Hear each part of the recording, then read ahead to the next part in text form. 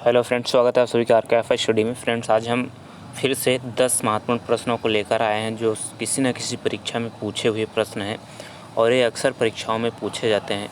तो फ्रेंड्स, चलिए देखते हैं कि आप इन 10 प्रश्नों में से कितने प्रश्नों का सही जवाब दे सकते हैं। दोस्तों, इन 10 प्रश्नों में से एक प्रश्न का उत्तर आपको कमेंट बॉक्स में कमेंट करके बताना है, जो मैं आपको उसका उत्तर नहीं बताऊँगा।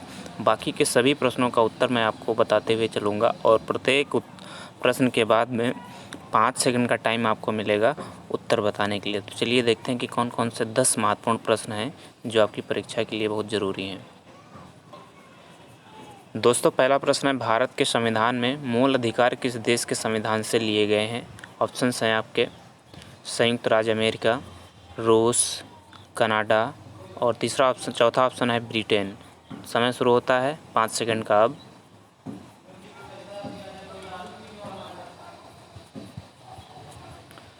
दोस्तों, इसका सही जवाब हो जाएगा संयुक्त राज्य अमेरिका, यानी ऑप्शन ए इसका बिल्कुल सही जवाब है। भारत के संविधान में मूल अधिकार संयुक्त राज्य अमेरिका के संविधान से लिए गए हैं। अगला प्रश्न दोस्तों, प्रश्न नंबर 2 है, MS वर्ड में Ctrl+F का क्या प्रयोग होता है? ऑप्शंस हैं रिप्लेस, ऑप्शन बी है फाइंड, ऑप्शन सी है कट और ऑप्शन डी है इसका पेस्ट।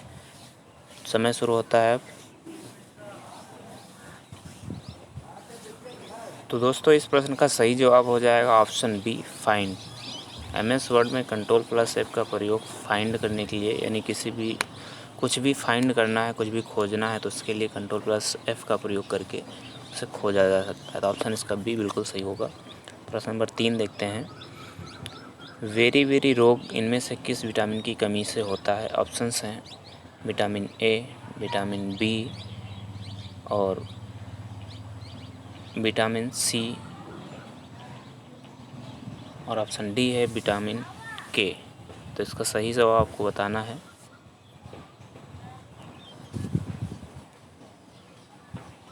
इसका सही जवाब ऑप्शन सी है विटामिन बी, यानी वेरी रोग विटामिन बी की कमी से होता है।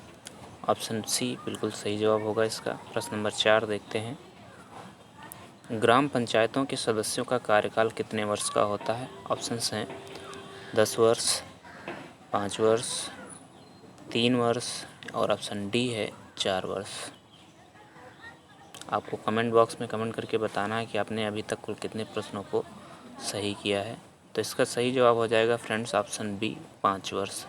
ग्राम पंचायतों के सदस्यों का कार्यकाल 5 वर्ष का होता है। जिस दिन से उन्होंने चुने जाते हैं, शपथ लेते हैं, उसके बाद से वो 5 वर्ष तक के सदस्य रहते हैं ग्राम पंचायतों के। अगला प्रश्न देखते हैं, प्रश्न नंबर 5 है, वर्तमान में भारत के कृषि मंत्री कौन है?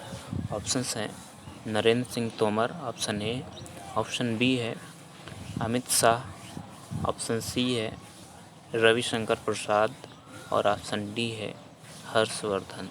तो फ्रेंड्स, इसका सही जवाब आपको कमेंट करके बताना है। समय शुरू होता है। तो इसका सही जवाब हो जाएगा ऑप्शन ए नरेंद्र सिंह तोमर। वर्तमान में भारत के कृषि मंत्री नरेंद्र सिंह तोमर हैं।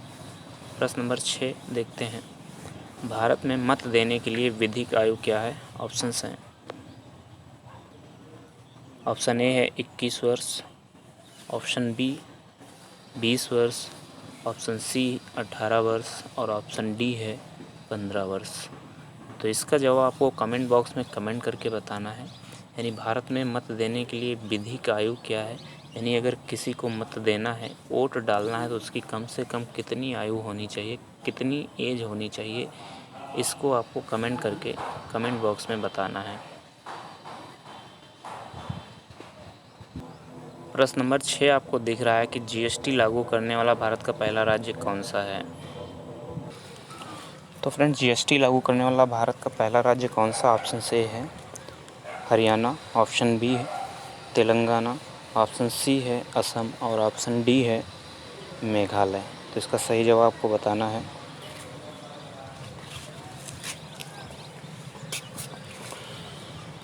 GST लागू करने वाला भारत का पहला राज्य असम है, यानी ऑप्शन सी इसका बिल्कुल सही उत्तर हो जाएगा। और प्रश्न नंबर 8 देखते हैं।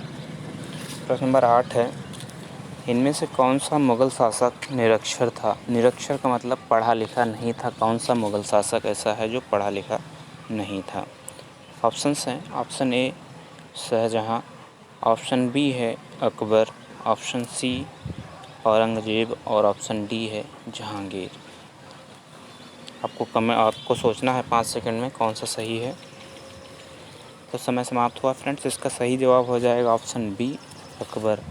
मुग़ल शासक अकबर जो था वो पढ़ा लिखा नहीं था, यानी कि निरक्षर था। ऑप्शन बी इसका बिल्कुल सही जवाब हो जाएगा। प्रश्न नंबर 9 देखते हैं। आरबीआई के वर्तमान गवर्नर कौन हैं? आरबीआई के वर्तमान गवर्नर कौन है, यानी रिजर्व बैंक ऑफ इंडिया के वर्तमान गवर्नर आपको बताना है।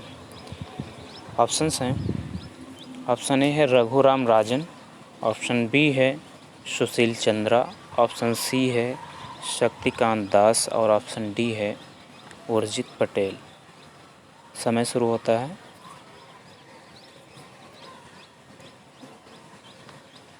तो फ्रेंड्स इसका सही जवाब हो जाएगा option C Shaktikanta Das. Shaktikanta Das RBI के वर्तमान गवर्नर हैं।